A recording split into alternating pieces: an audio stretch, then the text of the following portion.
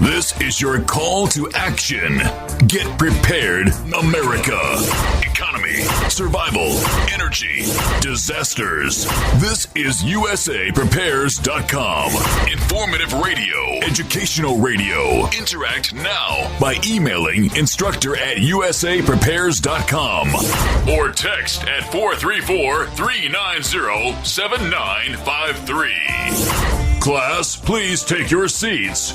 Now, your instructor, Vincent Finelli. Watch the greenbacks tumble. Okay, let's bring down the headphones just a little bit. Everyone all set? Cocked? Locked? Blissed? Dr. Shealy, are you blissed? Have you ever known me unblessed? Dr. Shealy, I'd love to play something for you. Let me just get this set up. This is kind of neat. Let me just bring up the controls here for just a second. Okay, please listen to this, and then I'll tell you what this is all about. I think you're going to get a charge out of this. Okay, Vincent. I understand that all of us are scheduled to be off campus for a field trip. Good job. I like field trips. Since you made the arrangements, please instruct our class where and when to meet for the field trip. Well, what do you think? We're going to Springfield, Missouri, City Hall. What do you think about that? Well, maybe it's a little bit better than the sewage backup. Well, so Madeline Frazier is our manager. We have a new department over here at USAPrepares.com. Madeline Frazier stepped up to the plate, and she has taken on the managing of the anti-fluoride movement in Springfield, Missouri. We want fluoride out of the water. So she's arranged for us to have a field trip. So our Monday meetup will not be at Ziggy's on Monday. We're going to City Hall, and we're going to introduce ourselves to Greg Burris, the city manager, and city council. Well, I'm sure and we're going to. You got to be meeting before 5 because I'm sure he'll go home by then. Oh, I'll tell you what. We are announcing this on the afternoon broadcast, and we're going to make sure that everybody understands, and we're going to probably try to bring 3 of our friends each. So maybe we'll have a couple hundred people. I'll alert KY3 television that we're going to be there. And we just want to say hello.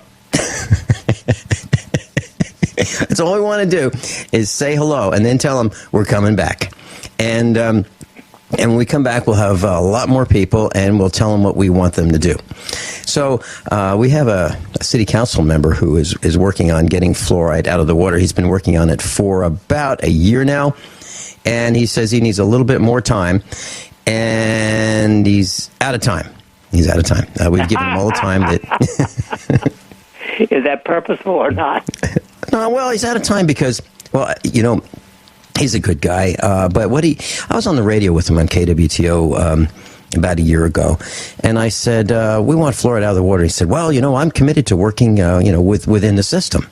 And I said, well, if a guy's got a sign up across the road from me, and I just find the sign distasteful or objectionable, yeah, I might work through the system. But if they're poisoning me and my family and my parents, my children, I'm not so committed to working through the system. I want it fixed right now. And he begged to differ, and so we let him have a little bit more time. But time's up. We're going to City Hall, and I think it's going to be so much fun because here I'll tell you what our tactics are. Very, very interesting. Dr. Shealy, have you ever met anybody who worked for General Electric Corporation? No. Okay, they have a management style, and it's called MBWA. And and class, pay attention to this, please, because this is really a neat thing to do. Managing by walking around. So the boss from upstairs... That's serious. I'm not kidding. But it's brilliant. It's absolutely brilliant. So, the boss that you don't see, the boss's boss maybe, from upstairs in the corporation, will come down and you go, oh, there he is, or there she is. Holy, uh-oh. And something big must be happening because, they're here. And what they do is they walk around with like a clipboard. And this is from the 1980s, 1970s style management. They'd walk around with a clipboard or a notepad. And they'd have a pen or a pencil in their hand. And they kind of look. And they just kind of stop, look down, look up, look over, focus on somebody for a second or two, look down, focus back on that person, and start writing. Let's see, tonight on the way home, I got to get milk. I got to get lettuce. The shopping list. Now, the person that they just focused on is like, oh, no, he knows. He knows what happened. So they're thinking of all the bad things they've done today, yesterday, this week, last month, this year. Okay, so now everybody's scared to death. And that's called management by walking around. They walk around, and the employees think, oh, no, he knows. He knows what I did wrong. And they're in fear. Well, what we're going to do is we're going to go to City Hall, and we're going to use that same tactic. Except we're going to do one other additional feature. We're going to point to these guys one at a time. So there'll be like 110 of us or more, and we're individually going to point. So when they look up, they're going to see like 40 people pointing at different members up there in City Council at a time, and they're not going to know what to do. They're going to feel very, very uncomfortable, and it'd be really interesting to see if the news picks that up. What do you think, Dr. Shealy? Sounds brilliant. And we can do that without saying a word, can't we? Yep. And I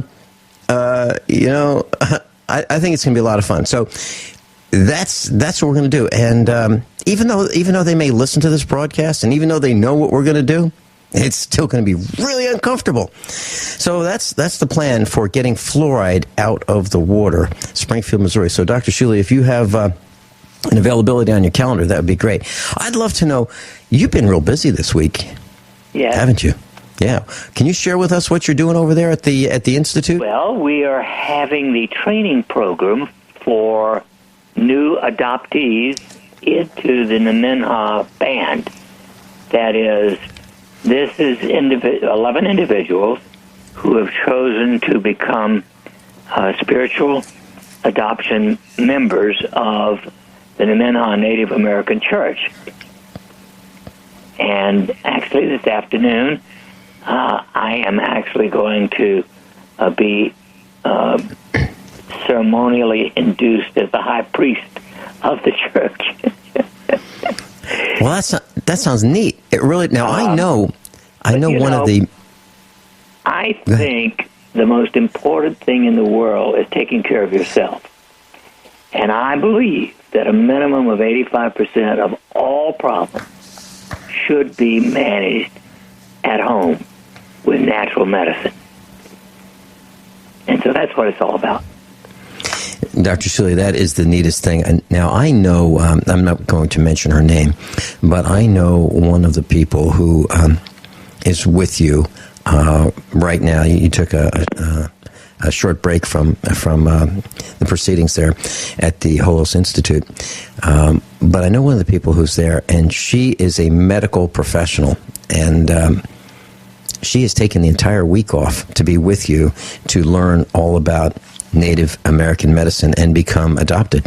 I think that's unbelievable. I think it's fascinating. I think it's admirable, and I'm all for it.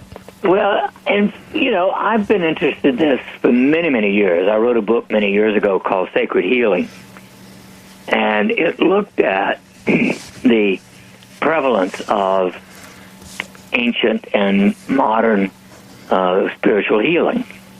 And there's a great deal of it. I have 15,000 letters from Olga Warhol, the most studied spiritual healer in history, of people claiming to be healed when they attended services at Mount Washington United Methodist Church in Baltimore.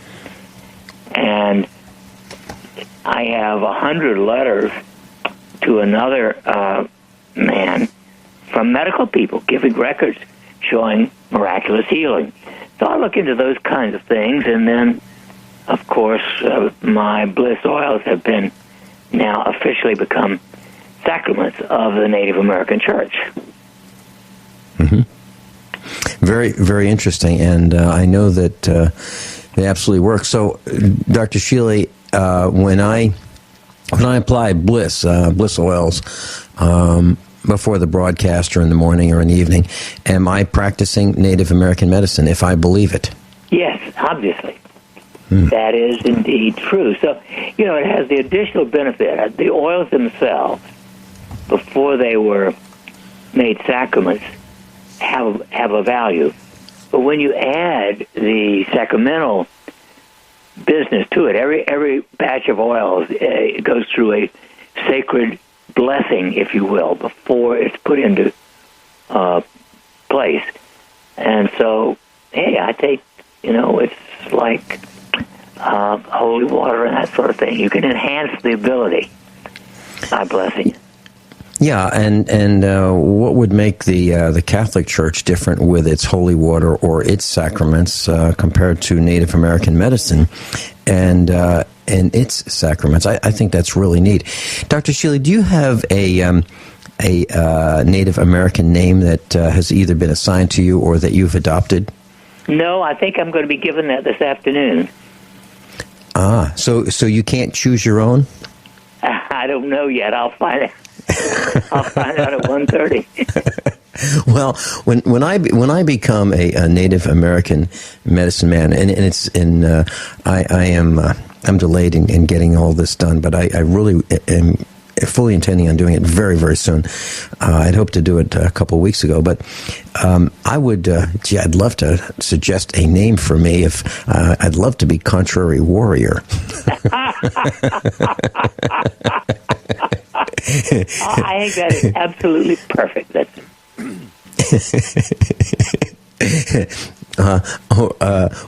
or maybe troublesome. right. Dr. Shealy, I really think it's so neat that the band is expanding outward. More and more and more are getting involved, and I would love to share that message with as many people as we can who are interested in becoming Native American healers. Dr. Norman Shealy is with us, medical doctor, PhD, and medicine man. We'll be right back. Dr. Norman Shealy's with us, and we're talking about medicine, Native American medicine. And I wanted to ask your opinion on this, Dr. Shealy, because I am really, really perplexed. I have noticed recently that the levels of deception that are prevalent in the United States of America are increasing at an increasing rate. And here's what I mean by that. We talk about conspiracy fact, and we talk about, well, the IRS is targeting groups, conservative groups, and that's making the news.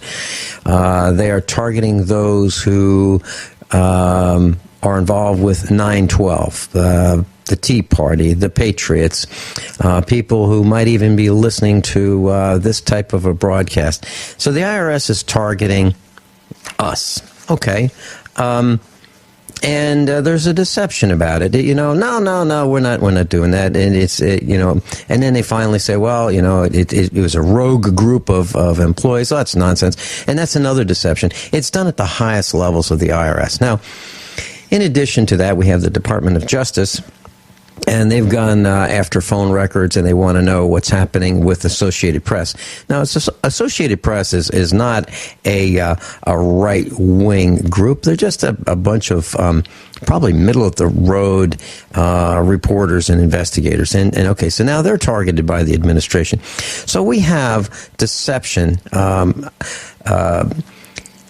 secret wiretaps, we've got drones, and it even goes to as far as marketing of what corporations do. For example, there was a box of chocolate that arrived at our farm. Somebody in our house bought it, probably one of our children, for Mrs. Finelli.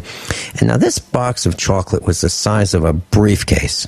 Literally, it was the size of a briefcase, about, 21, 22, 23 inches long, 18 inches tall, 2.5, 3 inches thick. I mean, it was a big box with very little chocolate in it, about 2 pounds of chocolate. And it was a name brand. And the point I'm trying to make is the package, the presentation was really something, but the contents were lacking. And, well-intentioned, one of our children probably bought it. But the marketing of it made me so angry because that 2 pounds of chocolate is something that, would fit in two cupped hands. So are you seeing more of this, Dr. Shealy, or is it just me? Oh, no. I think that the concept of personal responsibility at all levels of society is at an all-time low. Did you see the one today that the accounting office does not believe that it could come close to trying to understand or balance the books of the Department of Defense or Homeland Security before 2017? You mean for this year?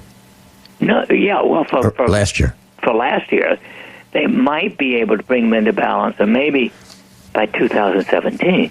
Now, we're talking about well over $500 billion, and the government is irresponsible in not keeping adequate records. But it comes from the top down. What can you expect when you've got a lying, narcissistic, blank psychopath in the White House? And I believe that the press is scared to death. Well, the press is just as dishonest, irresponsible, immoral, unethical. Period. I've got an article here posted on usapreparedness.com. I just want to flip through a couple more pages to find it. Okay, I was reading the news yesterday. And this is out of St. Louis, Missouri. So that's, 3 hours away from the farm, 3 hours away from where you are, maybe 3.5 from where you are. And it says, the post says, the IRS started hammering me. Larry Connors, Conners. He's a KMOV television broadcaster. So what happened was he did an interview with the president. And the next thing, he's being warned by his family and friends, the IRS, look out, they're going to come after you for that interview. I'll tell you what happened when we come back on the other side of this break. Larry Connors, KMOV, a broadcaster. What happened after he did his 2012 interview with Obama? We'll be right back. Dr. Norman Shealy's with us, and we're talking about Larry Connors of KMOV Television in St. Louis. And here's the post, Dr. Shealy. Larry Connors says, at the time, I dismissed the coincidence, but now I have concerns after revelations, about the IRS targeting various groups and their members. Originally, the IRS apologized for red flagging conservative groups and their members if they had Tea Party or Patriot in their name.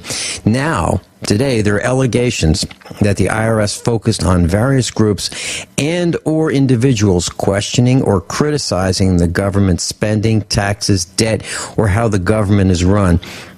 Any involvement in limiting and expanding the government, educating on the Constitution, the Bill of Rights, or social or economic reform or movement. In that April 2012 interview, I questioned President Obama on several topics: the Buffett rule, public remarks about the Supreme Court before the ruling of the Affordable Care Act. I also asked why he wasn't doing more to help Senator Claire McCaskill, who at the time was expected to lose. The Obama interview caught fire, got widespread attention because I questioned his spending, and some of his viewers expressed concern, saying that they think he's out of touch because his personal and family trips in the midst of our economic crisis. The president's face clearly showed anger. Afterwards, his staff had been so polite, suddenly went cold. And so he goes on to talk about this. And then he says, what I don't like to even consider is that because of the Obama interview, the IRS put a target on me. Can I prove it? At this time, no. But it is a fact that since the April 2012 interview, the IRS has been pressuring me.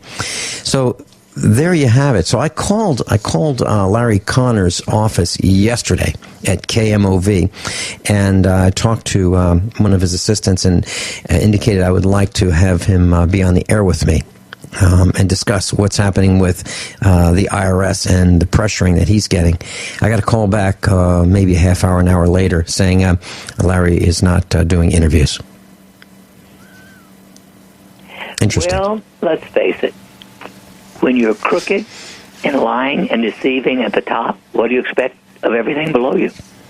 Well, what's happening? I believe this man is afraid. I believe this man is in fear for his career, his livelihood, maybe possibly even his life. Well, I think anybody who's not in fear of the future of the country as a whole is either stupid or have their head buried in the sand. Yeah. And Dr. Shealy, I'll tell you, there are people who are very concerned about the country, and they're concerned about people like you and like me and others who are actually saying what we think is happening and exposing the truth and sharing the truth. They're actually concerned about our safety, and I think it's very interesting. I think it's interesting that when you look at government agencies, you and I are not allowed to bring in a knife, a nail file, clippers, certainly not a gun. But why is that?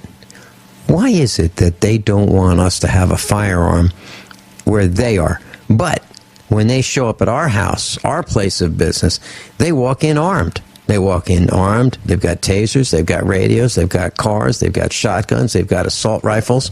They have body armor. They've got mace. They've got billy clubs. They've got all the handcuffs.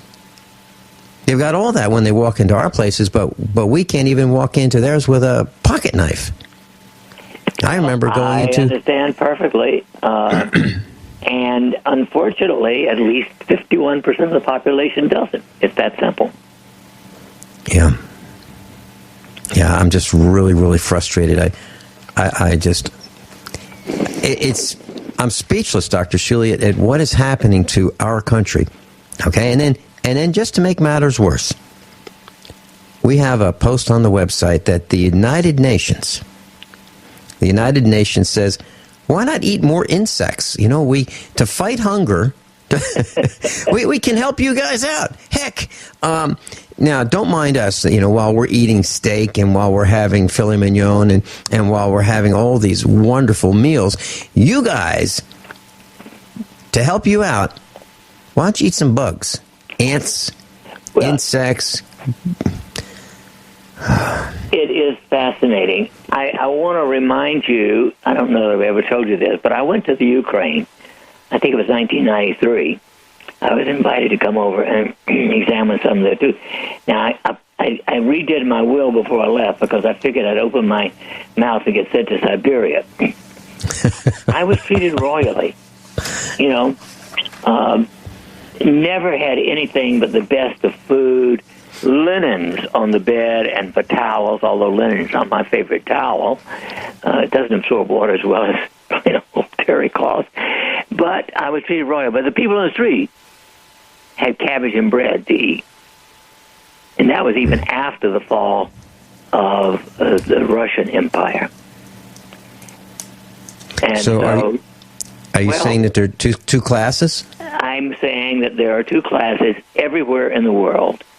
And that two-class section has been growing exponentially in this country in the last 100 years since Idiot Wilson pushed through a whole bunch of things, including the Federal Reserve. Yeah, Woodrow Wilson. And on the East Coast, there's a Woodrow Wilson Bridge, and there's a picture of him, like a medallion with him on it, and it says Woodrow Wilson Bridge. And every time I see it, I wanted to salute that man. Well, I mean, with a one-handed salute. I mean, that guy, and I actually think that he was really sorry for what he did. I think he figured out toward the end of his life he was duped, and he just sunk the entire country. well, I'm not so sure, because virtually every president who has ever been killed has tried to brook the committee. Mm-hmm. Everyone, including Lincoln. And Yeah. Kennedy was assassinated because he, a week or 10 days before, had decided to take on the Fed. Mm-hmm. And this is well pointed out in Jesse Ventura's book, Conspiracies in America. But the best overall is John Coleman's fourth edition, The Committee of 300. And let's face it, they seem to be behind the eternal turmoil on the face of the earth. You're absolutely right. Eternal, how well put, Dr. Shealy, eternal turmoil, because without these guys stirring up and causing problems, there'd be very few problems. I don't know if I shared this with you, but maybe now is the time. I know we should be talking about medicine, but let me just share this. I was at the farm in Virginia, and we had a computer manufacturing business, and this really articulate, well-spoken, well-educated man became one of our customers. And he was about 40 years old, and he had a farm. And it was a very large farm. I mean, a very large farm. And we got to be friends, and I said our manufacturing facility was on the farm, and it was near the farmhouse. And I said, I'd like to show you something. So we went into the family room in the farmhouse, and we sat down on the family room floor, and I played this VHS video. It was about El Salvador, and the video opened up, and it pans the entrance to the School of the Americas, and it doesn't say School of the Americas on the entryway, the stone brick entryway. And he said, "Oh, that's the School of the Americas."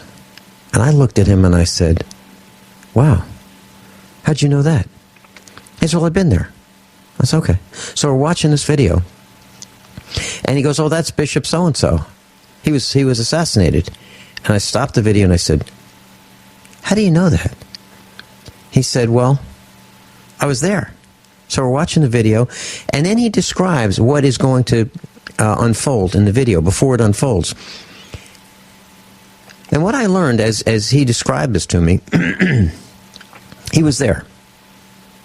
He was involved in setting up, causing a civil war in El Salvador. Mm-hmm. He's one of us. He went there with a bunch of guys. They dropped in from a high altitude. They opened their parachutes low. They swam the shore. Elite Army, Navy, or Marine Force, I'm not going to say which one of them, swam the shore, cut power lines, disrupted communications, were involved in assassinating this bishop, start a civil war, and then the news reports say, we've got advisors on the ground in El Salvador, and they're helping to quell and calm and make the situation better. We caused it. We did it. We did it. And the news says that we're helping. And what I'm saying is that's like this committee you're talking about. And this man said the most amazing thing to me.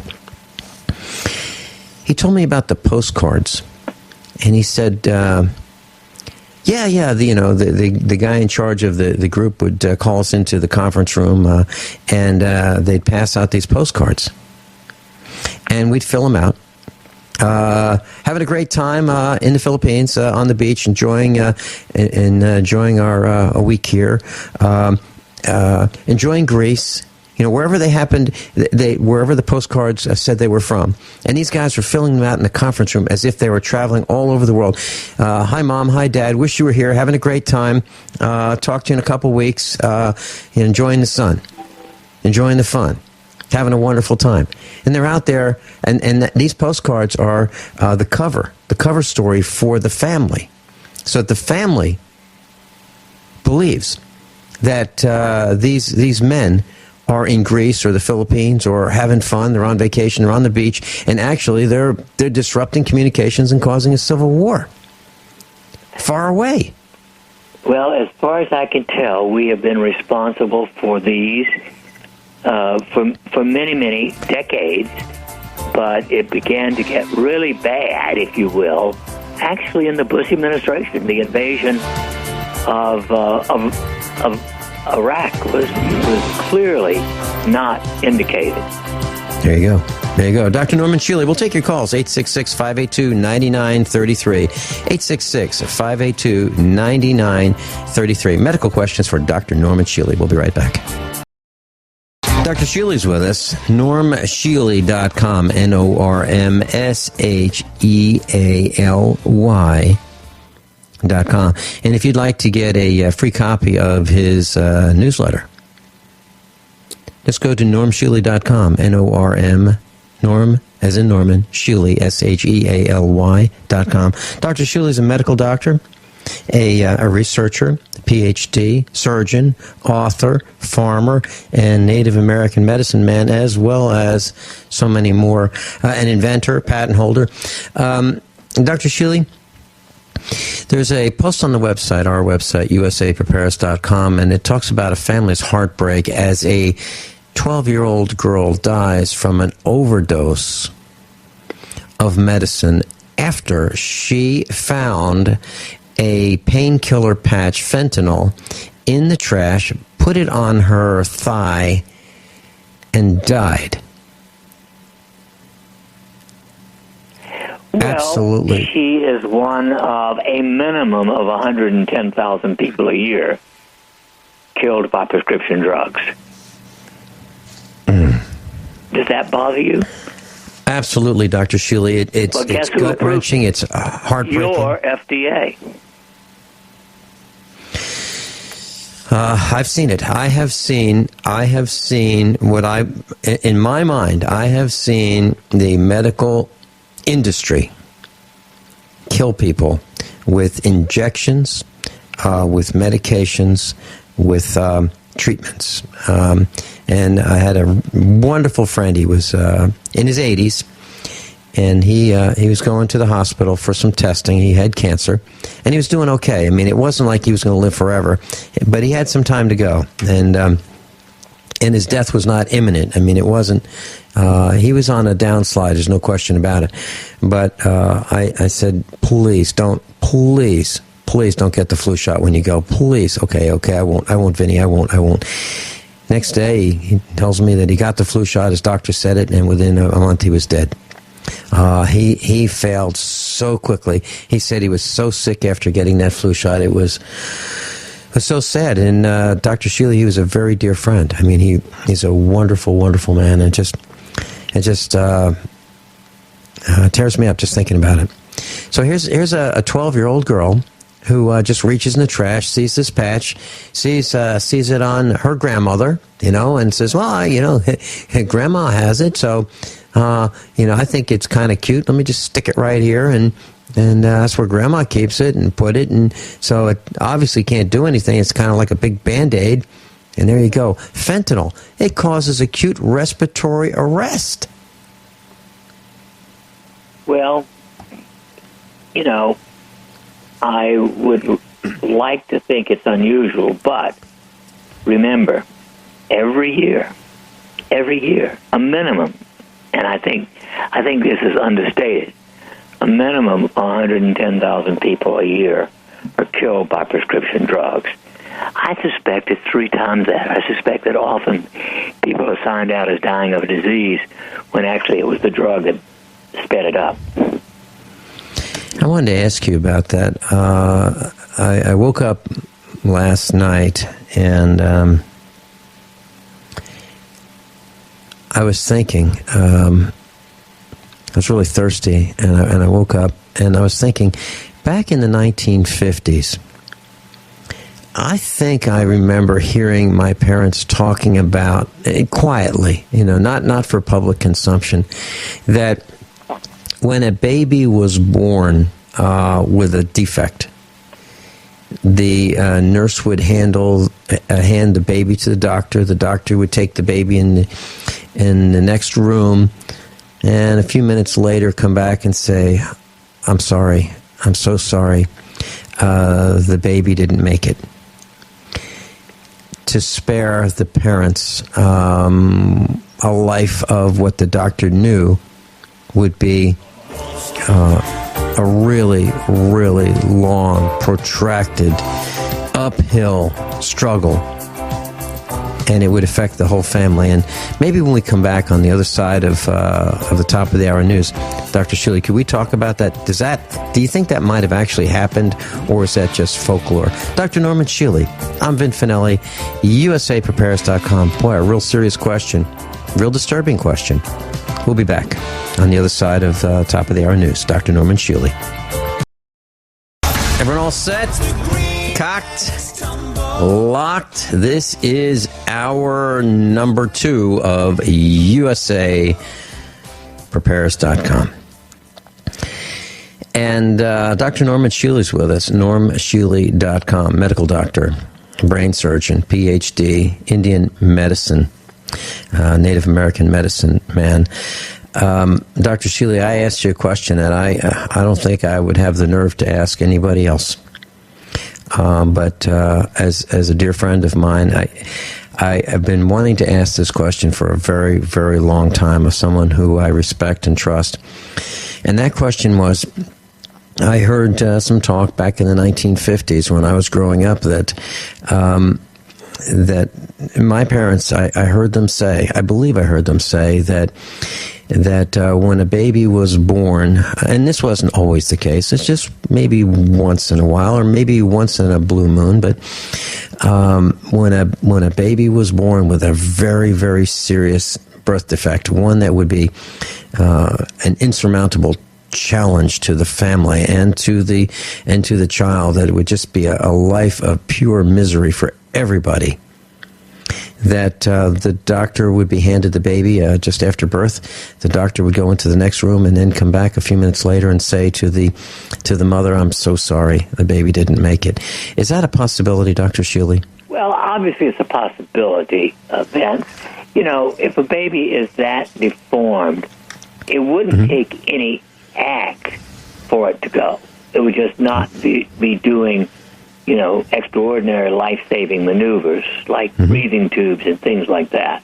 Right. And so, personally, I would consider that not an act of negligence, but an act of compassion by not doing. I mean, if I'm ever in the state where I am not able to take care of myself, period, I don't want anybody to touch me. I mean, I wouldn't do anything. I would not take pills or something. I would shoot myself, God, no. But I think that just ignoring when it gets to that situation is sometimes, well, certainly what I would choose for myself. And I understand that. And, you know, I've talked with family members in the Finelli family, and they don't want heroics. They do not want to be hooked up to machines to prolong their lives if they're going to be in agony. They just want to go. They just want to, and it's unbelievable. They don't. Nobody in the Finelli with the last name Finelli that I know that's related to me wants to be a burden on any of the other members of the family. Nobody. Well, I think that is what I would call compassionate, common, brilliant sense. You know, my dad was laying near death about 1 month before he ultimately died, and he said, "I want to talk about a few things." And I had tears in my eyes, and he said, Why are you doing this? He said, this is a celebration. This is a celebration of all the wonderful things we did together.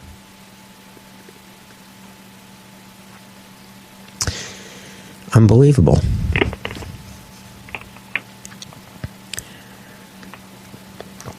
Yep.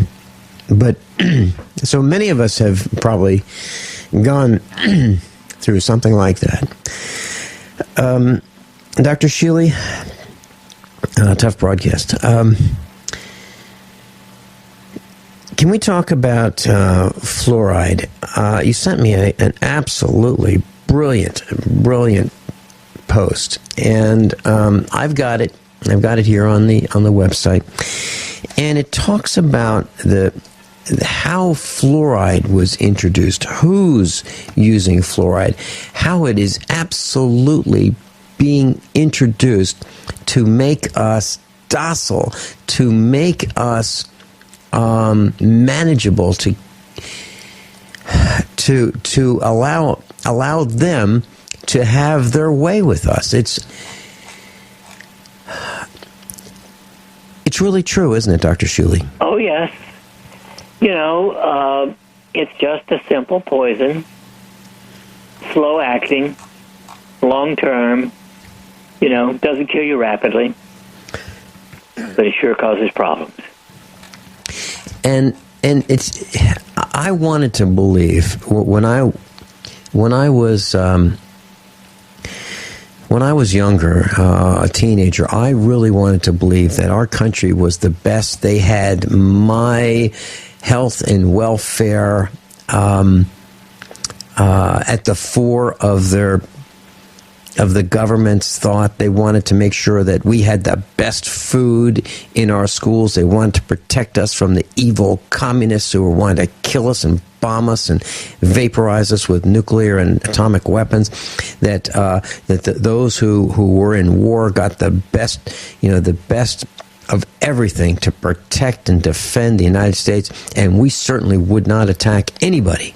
I mean, we are only in the defense business, so when the bad guys come to get us, we are here to protect ourselves. We wouldn't go and cause problems. And here we are, we're talking about fluoride, and fluoride is linked to eugenics, isn't it? Oh, yes. Would you share with us, maybe some of the links between, let's say the Rockefellers, and what your thoughts are that happened in where we're going? This was one of the most Nazi-like activities that ever took place anywhere in the world, but in the United States. And it was actually to sterilize or otherwise get rid of people with defects. It was just as crazy as Hitler's plan, for the world itself. And these idiots, these blessed, horrible, insane, neurotic, psychopathic idiots, actually put this through for, 10 or 15 years. And are we talking about Carnegie, Rockefeller, and Harriman? Well, and don't forget that always part of it is J.P. Morgan and all of that crew of current criminals. Yeah. And the as far as I understand it, Dr. Shealy, the plan was, if we take a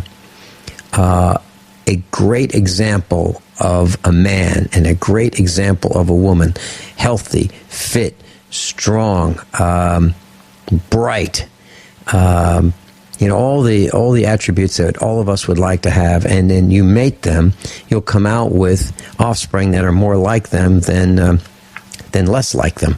Yes. And if you continue to do that, you can make humanity bigger, brighter, stronger, smarter.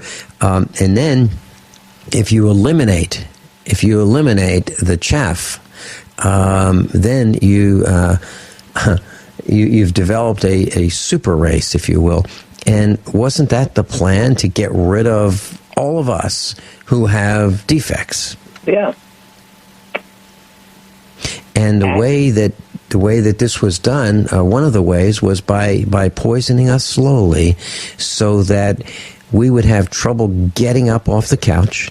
We would, if you can't, even those remote buttons on the channel or on our television remotes, even that's too hard to do. So, we've become fat, we've become lazy, we've become sick. We don't even want to garden, and and I believe a lot of it is because we're poisoned. Dr. Shealy, I've been taking some heat and I think I've mentioned this to you, that people want me to back off this fluoride thing. They're saying, Vinny, there are bigger issues. Why don't you teach people how to just prepare, and forget this fluoride thing. You cannot win this fluoride thing. You and Norm Shealy are barking up the wrong tree, and I keep saying, and they say, and also, these conspiracies that you talk about, these conspiracies. Why don't you back off and teach people how to survive in the woods? How to can, how to grow vegetables, those kinds of things. Forget the fluoride, forget the conspiracies. And I keep coming back to the same thing, Dr. Shealy. If we forget about the conspiracy facts, if we forget about the deception, which we were talking about in hour number 1 of today's broadcast, if we forget about the deception, if we forget about the lies, if we forget about the manipulation, if we forget that they're poisoning us and making us sicker, if we forget about that, preparing doesn't matter, because we won't know what to do and we'll be too sick to do it if we did figure it out. My response is denial is not a river in Africa. Yeah. So, Dr. Shealy, do you think we're on the right course of going to the city of Springfield? It's wonderful. Team USA prepares. Yeah. Do you know the major people behind the eugenics movement, which started early in the 1900s?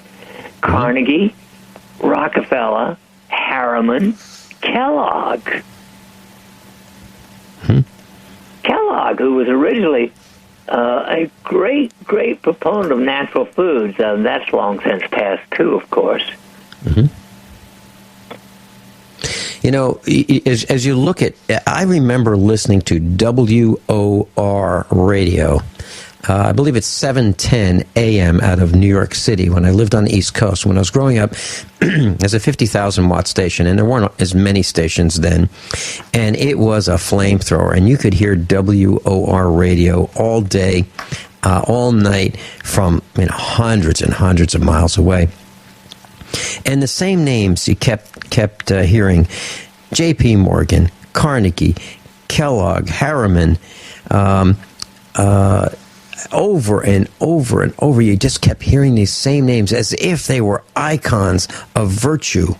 These were the people who were really, really going to help us do better and become bigger, better, smarter. And in fact, they were in the murder business and the theft business and the deception business. Dr. Norman Shealy, Vincent Finelli, USAPrepares.com. If you'd like to give us a call, 866-582-9933. Dr. Norman Shealy's with us, normshealy.com. Dr. Shealy, in this article that you sent me, it says that there have been as many deaths in the United States of America, fluoride-associated deaths, as the sum of all the military deaths related to wars since 1776. That's a staggering number of people who were killed by fluoride being introduced into our drinking water. Is that amazing? Well, it's amazing only if you haven't studied the facts. So you're in agreement? You bet. I mean, it's a poison. And we don't even know how many subtle, if you will. They don't kill you right out, but make you ill, like unable to reproduce. You know that the ability to produce children has decreased by 2/3 in the last 60 years. Well, yeah, because we never talked about in vitro fertilization in the 1950s and the 1960s. That wasn't, and you didn't. And one thing you never really heard of. Heck, you never heard of a family saying, "Geez, we've been trying for years to have a child." You didn't hear that. There was no such thing. I mean. Children, people didn't have many problems producing children for their families. It just now we're talking about having difficulty having children, and boy, it's really it's all around us. All these poisons, all these toxins, and Dr. Shealy, in this post, it's on page 1 of USA Prepares. It says, and talks about fluoride in our body. 50% of the fluoride that we consume is excreted by the kidneys.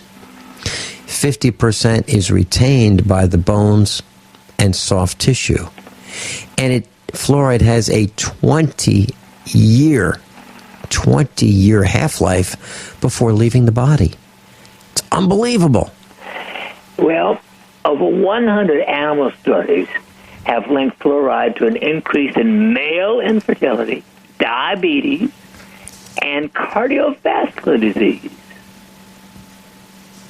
Wow. So heck, It also leads to a 92% decrease in mental IQ in children with fluoridation.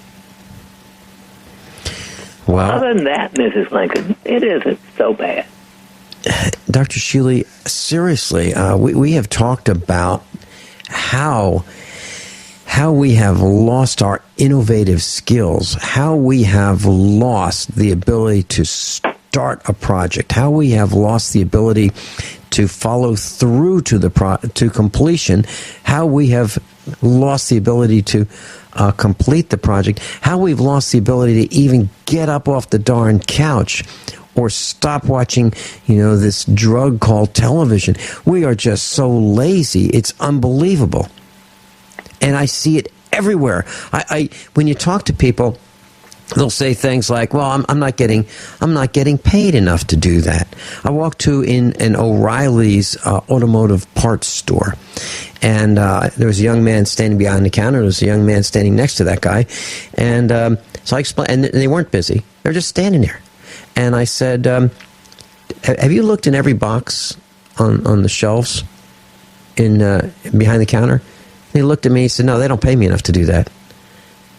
I looked at him and I said, when I was your age, I worked at an automotive parts store, and I opened every single box. When we didn't have customers, I would very carefully open every box, not to damage the box, so that I would know what in the heck we had in that store.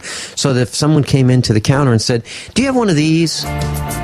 I'd say, "Yeah, we do. We do. I'll get it for you right now." And we'll line them up and make sure it's, I could tell by what it looked like whether we had one or not, because I opened up every box. But not at this O'Reilly's automotive parts store, because we're not paying that guy enough. Heck, I was being paid like $1.65 an hour to do it. Dr. Norman Shealy. We'll be right back. Yeah, Vinny's just venting a little bit with Dr. Norman Shealy here, and he's frustrated. And he just, Dr. Shealy doesn't drink fluoridated water, and neither do I. And both of us have more energy than the average bear. And we look at the average bear and we say, "Geez, get off your butt, get off the couch, turn off the television, and let's get the fluoride out of the water, so you can be a productive member of society again, so you're not so sick. So Dr. Shealy and I don't have to pay for your health care, for Pete's sake." And I was thinking about. Oh, I mean it. You know what? Jeez, and gosh, it's not that we want to pay for everybody's health care. The IRS, the feds, the state, they all have guns pointed at us. And if we don't contribute the amount that they demand from us, They are going to arrest us or sell our property or threaten us or cause us all kinds of problems. And frankly, it'd be a lot easier if you guys would stop drinking the fluoride, get your act together, become productive members of society. Let's take back our country. Let's fire these politicians. We can be great. It's going to be tough. I mean, these guys have done so much damage to our country. It's going to be tough, but we can do it. And by the way, this fluoride thing that we're doing on Monday, we're going to Springfield, City Hall in Springfield at 6:30 on Monday. Why are we doing this? We are going to try our best to set an example for how you can throw the bums out, how you can pressure them to get rid of fluoride, to stop them from poisoning you in your community. You're paying salaries, you're paying for the poison, and you're paying for these people to poison you, and you got to get them to stop it before they kill you and your children. And I was thinking about this guy at O'Reilly's, and here he is. I mean, he's standing there with his thumbs in his pocket, and he's I don't know, he's just wasting time being paid, and he tells me that he's not making enough money to become proactive, to learn what items they're selling, to help be a better assistant to his customers. And I looked at my son who was with me, and my son was late in his teens at that time. And I looked at him and I said, if that guy worked for me, I'd fire him. Why would I fire that guy at O'Reilly? For not being proactive, for not paying attention to customers, for not doing the best job he could with what he had to be an advocate for the customer. And that's why I would fire him. And if you look around, Dr. Shealy, people don't know how to add, subtract, multiply, divide, make change, estimate. And where does that come from? Is it entirely our educational system? Is it our parents? Is it our genetics? Is it the fluoride in the water? What has happened to America where we can't even hire a person and say, okay, look, there's a cash register. Here's the button you push. It opens up. Now, you know how to make change, right? You know how to make change. You don't know how to make change? Okay, so we'll have to write a computer program to do that for you? How do we? Isn't that what happened? If the electricity goes out, a store can't. Those clerks can't operate. They have no clue as to what to do. They don't have a clue. By the way, I just found an article that suggests that fluoride increases the risk of hypertension. Well, who isn't hyper? Heck, yeah, really. Who isn't hyper?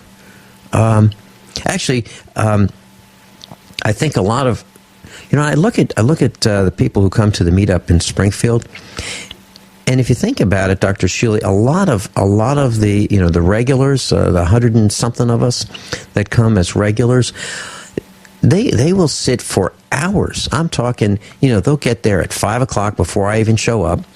I get there around 5:30. They'll be there 6:30, 7:30, 8:30, 9:30. They're not squirming. They don't have ants in their pants. They're not hyper. They're not tapping their feet. They're not saying, "Hey, Vinny, come on, hurry up! Taking too long." Never happens. By the way, it also damages the thyroid gland. Let's not forget that. Well, okay, and what does that do for weight? Doesn't that? You bet. Hypothyroidism is absolutely pandemic. And part of it is fluoride. Dr. Shealy, so here's a question.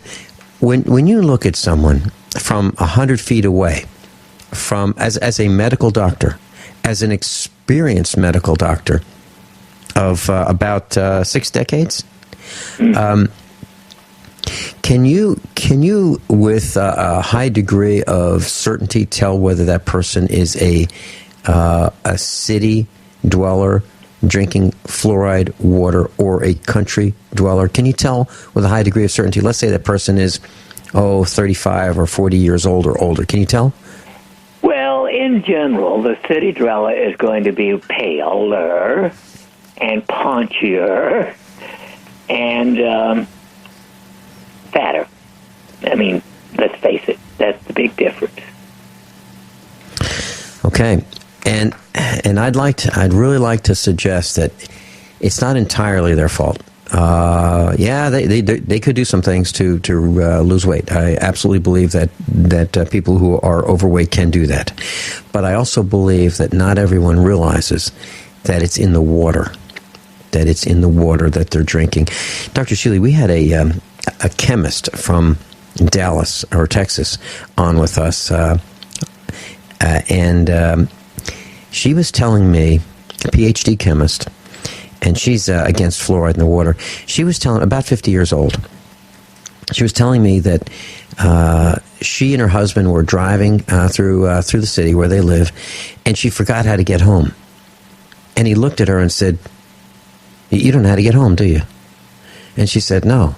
And then she realized, after she finally got home and he helped her get home, and they're in the car together, taking her, the regular route, she's confused. She traces it down to fluoride. And she said that was the problem. She eliminated fluoride in her water. Her memory started coming back. And, now she's back to where she used to be. But she talked about the obesity. She talked about the memory problems. She talked about the diseases. And she did it on a chemical level. And she talked about how it replaces iodine and how it really messes up the metabolism of the body. Exactly what we were talking about. And I just found one. It increases inflammation.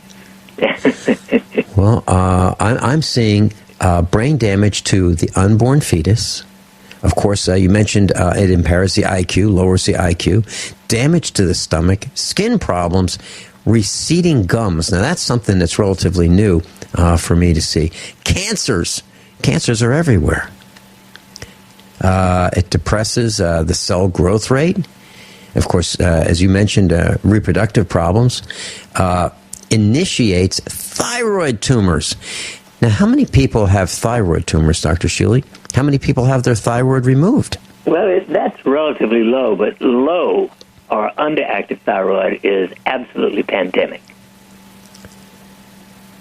Underactive thyroid, meaning obesity. Well, and hypothyroid, it affects energy, it affects everything.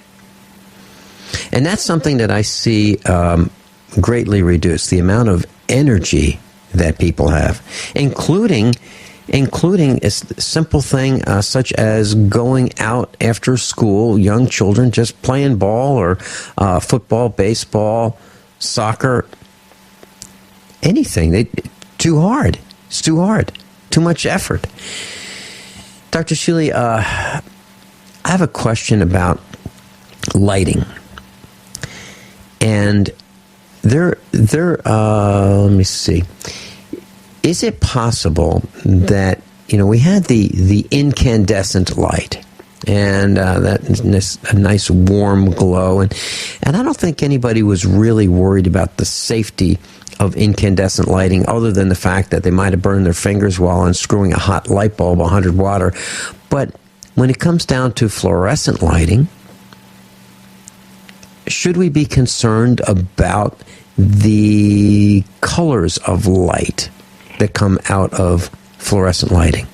Well, there's some wonderful studies that go way back into the 70s. John Ott is sort of the Greek grandfather of light therapy and the importance of the quality of light.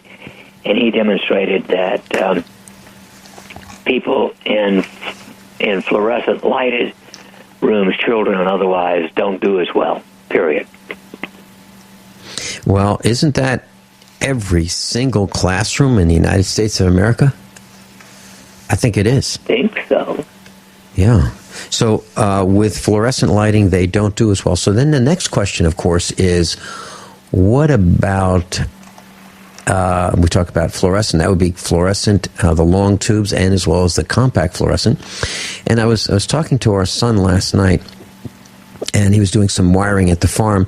We were talking about fluorescent lighting, and I said, what we should probably do is these fluorescent, long 8-foot fluorescent tubes, we should put some metallic tape or aluminum foil a few inches wide around the cathode and the anode ends of the fluorescent tubes to help minimize some of the electromagnetic radiation that comes out, because the ballast is really a transformer that operates the fluorescent light, and that's inside a metal can, and that ballast in the metal can is inside a metal can, which happens to be the framing of the fluorescent light fixture. So we're somewhat protected, but at the cathode and the anode ends of the the socket that attaches the bulb to the fixture, that is an area that we should be concerned about. So, and that led me to thinking about LED lights. Do you know of any studies about LED lights? Could they possibly be harmful to us? Well, they haven't been studied to my knowledge. Now, it may be, I haven't looked it up on the internet, but we also know that not only is the quality of the light bad and influence mood, but actually, if you are in an 8-foot-tall room and there's a fluorescent tube over your desk, and you're sitting at your desk, you are getting at your brain between around 3 milligauss of electromagnetic contamination to your brain. And there's good evidence, to me, that electromagnetic smog, if you will, damages the brain and the immune system. So what do we do, Dr. Shealy? Well, if we're in an office, I don't think you should sit under fluorescent light. Now, I'm not sure whether placing some kind of aluminum foil or whatever around the light will decrease that going down towards your head. Okay. Now, if we're in a office environment and they say, okay, Vinny, Norm, there's your desk. Have at it, and you work right there. Now what do we do? Dr. Norman Shealy, I'm Vince Finelli, USAPrepares.com. We'll be right back. Dr. Norman Shealy is with us, and Wayne, we're going to take your question in just a second. If you'd like to get a subscription, a free subscription to Dr. Shealy's newsletter, just go to normshealy.com, N-O-R-M, Shealy, SHEALY.com. Or if you'd like, let's go to USAPrepares.com, page 1. There's a link to Norm Shealy at the bottom of page 1. It'll take you right to his website. You can just add your email address. He's not going to share your email address with anyone, and neither will I. And if you'd like a free full-month trial subscription to the International Forecaster, I had Jen Gelati, Bob Chapman's daughter, on with me yesterday on the afternoon broadcast. Freeze Dry Guy was with us, and we were just kind of reminiscing about the days that we spent with Bob Chapman, and it was kind of a sad broadcast, maybe an emotional broadcast. And Jen Gelati is publishing the International Forecaster. If you'd like a free 8 issues, a whole month, just send me an email, Vincent@usaprepares.com, Vincent@usaprepares.com, and we'll send you a full month, no cost, no obligation. We're delighted to do it. Wayne, in Texas, you're on with Dr. Norman Shealy. Hi, Vince. Good morning. Appreciate the show. Good morning. Just had a real quick question for Dr. Shealy. Right, what's up? Yeah, hi, Doc. My mother is in her mid-70s, and I was talking to her over the weekend, and she's suffering from severe anemia, which she's had to undergo some blood transfusions, but still seems to have some complications. So just kind of curious if you might have any ideas on supplements or change of diet that would maybe help her condition. Well, the number one cause of anemia in people over the age of 50 or so is inadequate vitamin B12. Have they checked her blood level for B12 and for folic acid or folate? Because both of those are often deficient in older people with anemia. Oh, I see. And if they haven't checked their vitamin B12, fire the docs and find another one. Okay, so check B12. And again, if that's a basic problem, then just go on a supplement diet. Taking an oral supplement of B12 does not work in most people because after the age of 50, you lose something called intrinsic factor in the stomach. You can sometimes get by with one of the sublingual tablets of B12, but some people, like my mother, for instance, required injections of B12. It's fair that people can learn to give it to themselves, given under the skin. And so that's really the top of it. I presume they've ruled out bleeding from the intestine, because that's usually the first test that's done because it's so simple. But those are the two biggies, is B12 deficiency, occasionally folic acid or folate deficiency, and bleeding in the intestines. And so if it is B12, she must get under a good doctor's care. Okay. Any ideas on diets? Diet help? Well, a wide variety of real food, and if she likes it, chicken liver or baby beef liver is superb. Okay, very good. Excellent. Wayne, Thank you very much. Wayne, before you go, I'd like to share with you. I did exactly what Dr. Norman Shealy just said for my dad maybe 10 years ago. And his doctor prescribed B12, and it was an injection. And it after you do the first 1, 2, 3, or 4, it becomes relatively routine, and it worked for my dad. It really did. It perked him right up, Dr. Shealy. So I wanted to share with you that I did what you recommended, and it worked.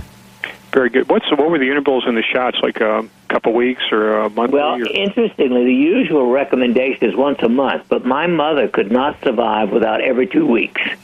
Okay. And she would have been in a wheelchair if I had not found what was wrong. Super.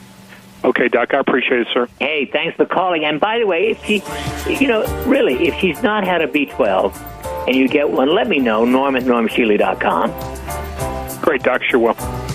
I'd love to get the feedback. Thanks. Dr. Shealy, thanks so much for being with us. And I know you're going back to Native American medicine and helping those. And big ceremony today? Is that it? Yep. That's it. Congratulations, Dr. Shealy. I'm proud to call you friend.